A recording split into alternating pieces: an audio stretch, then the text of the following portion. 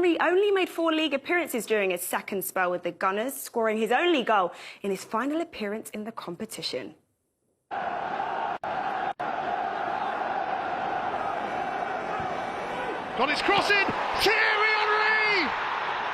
It just had to happen, didn't it? He's left something to remember him by, and Arsenal have surely snatched a victory in stoppage time at Sunderland.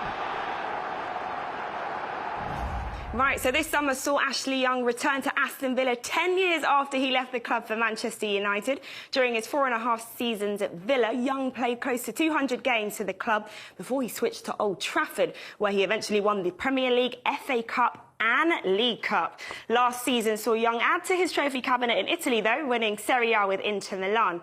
The 36-year-old scored 37 goals for Villa, including a double against local rivals Birmingham in 2008.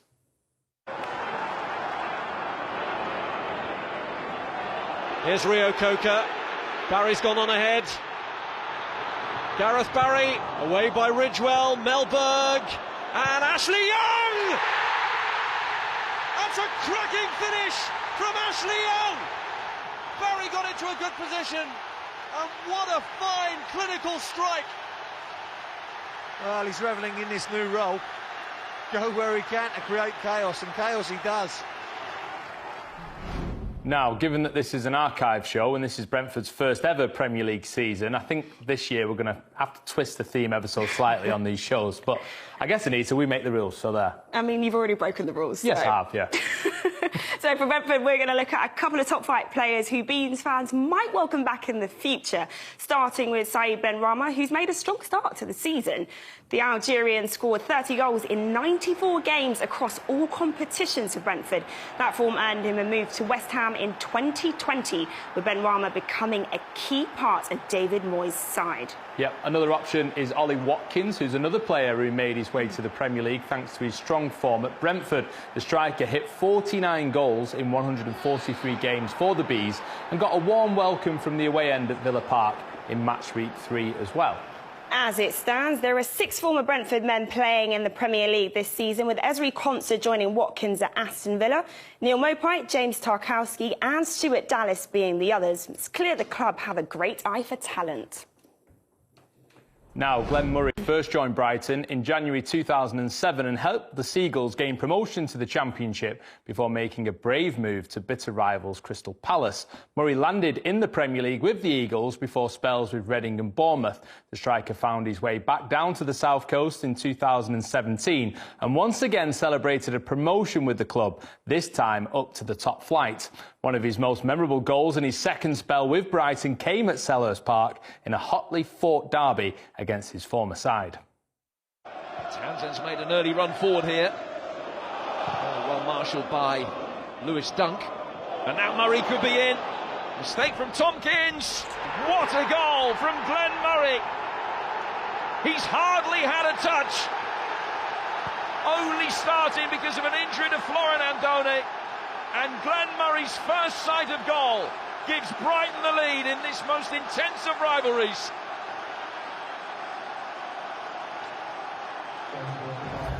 Jay Rodriguez was born in Burnley and made his way up through the club's academy to become a key first-team player. Yes, injury meant he was unable to make an impact when Burnley were promoted to the Premier League back in 2009. However, the club were immediately relegated and Rodriguez flourished in the Championship. The forward got a move to Southampton and instantly looked at home in the top division. After 4 seasons on the South Coast, Rodriguez then signed for West Brom before returning to his boyhood club in 2019. Very nice. Undoubtedly, the highlight of his first season back at Burnley as well was this excellent goal in a memorable 2-0 win at Old Trafford.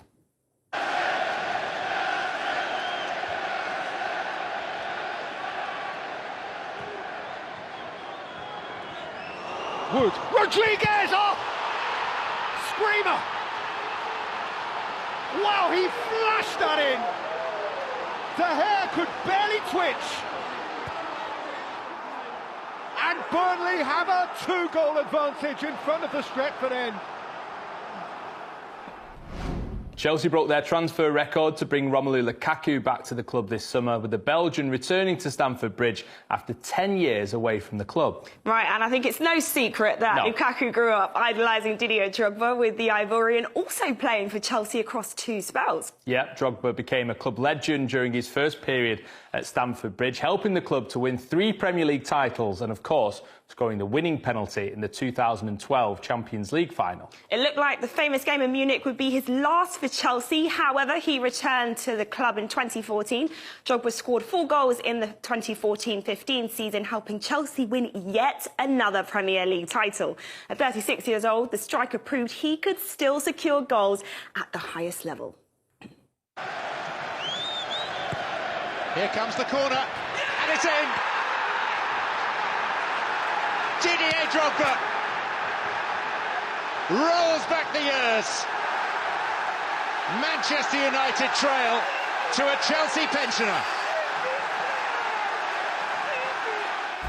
Right, so back in 2013, Crystal Palace's Wilfried Zaha was one of the most exciting young players in England, with Sir Alex Ferguson making the winger his final signing as a Manchester United manager. Yeah, however, things didn't exactly go to plan for Zaha at Old Trafford, with the Ivorian unable to break into the first team under David Moyes. He only made 2 Premier League... However, Zaha also struggled to make an impression during his time in Wales. Despite playing in 12 games, he failed to score a single goal, only registering 1 assist. And of course, Zaha eventually returned to Crystal Palace in 2014 and instantly looked right at home, scoring a late leveller against Newcastle on his second debut for the club. As we know, Zaha has very much proved himself in the Premier League since his return to South London, scoring 47 goals, making him Palace's highest scoring player in the competition. Very nice work. So another player who moved to Manchester United at a young age was Wayne Rooney. With his spell at Old Trafford, a much more successful affair, we've got to say. The striker left Everton as an 18-year-old after bursting onto the scene in 2002. Rooney won 5 Premier League titles during his time at United, becoming the club's all-time leading goal scorer with 253 goals to his name. So when the time came for Rooney to leave Old Trafford in 2017, there was really no other place that he wanted to go. He returned to Everton after 13 years away and instantly regained the connection with his boyhood club, scoring the winner on his second debut. Gay, Sandro, this is better from Everton, Calvert-Lewin, it's Rooney! You just knew he would have something special lined up. Wayne Rooney scores on his Premier League return to Goodison. Welcome home, Wayne. Welcome home.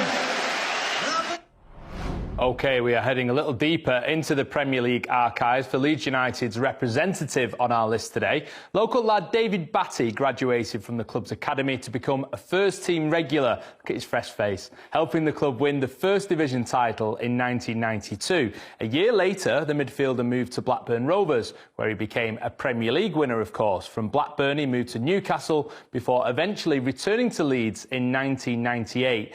5 years after his initial departure.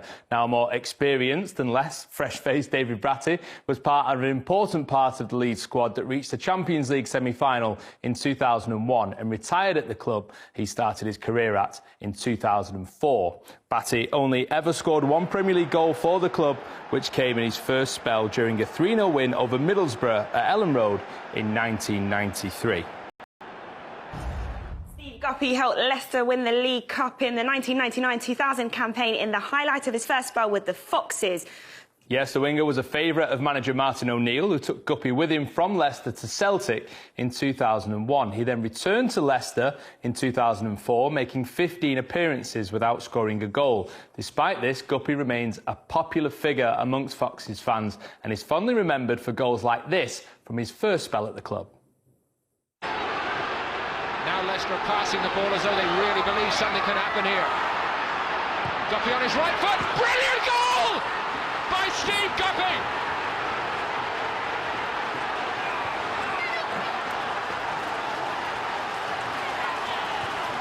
One of the comebacks of the season is complete. You never know with Leicester City. You simply never know.